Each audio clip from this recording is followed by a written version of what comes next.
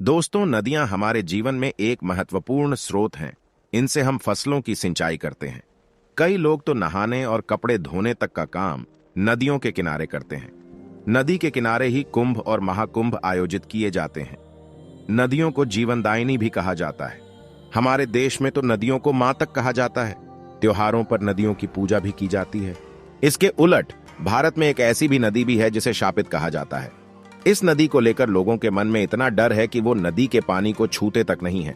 लोगों का मानना है कि नदी के पानी को छूना अशुभ है। नदी का नाम कर्मनाशा नदी है। यह नदी उत्तर प्रदेश और बिहार में बहती है, लेकिन इसका ज्यादातर हिस्सा उत्तर प्रदेश में आता है। उत्तर प्रदेश में यह सोनभद्र, चंदौली, वाराणसी और गाजीपुर में बहती हुई बक्सर के पास पहुंचकर गंगा में मिल जाती है।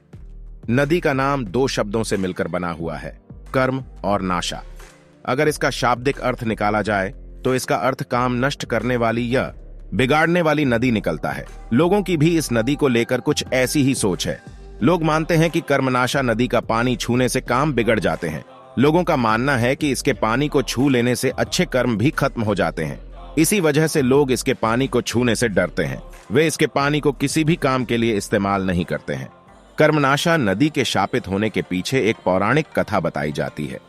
कहा जाता है कि राजा हरिश्चंद्र के पिता सत्यव्रत ने एक बार अपने गुरु वशिष्ठ से शरीर के साथ स्वर्ग में जाने की इच्छा जाहिर की थी। उनकी इस इच्छा को पूरा करने से गुरु ने इनकार कर दिया था। फिर राजा सत्यव्रत ने गुरु विश्वामित्र से यही आग्रह किया। विश्वामित्र को वशिष्ठ से शत्रुता थी। इस वजह से उन्होंने अपने तप के बल पर सत्यव्रत को सशरीर स्वर्ग में भेज दिया। इसे देखकर इंद्रदेव को गुस्सा आ गया और उन्होंने राजा सत्यव्रत का सिर नीचे करके धरती पर भेज दिया। इसके बाद विश्वामित्र ने अपने तप से राजा को स्वर्ग और धरती के बीच रोक दिया और इसके बाद देवताओं से युद्ध किया।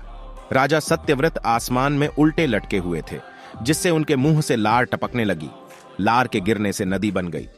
फिर गुरु वशिष्ठ ने राजा सत्यव्रत को चांडाल होने का श्राप दे दिया। अब लोगों का मानना है कि लार से नदी बन गई थी और राजा को मिले श्राप की वजह से यह नदी शापित है।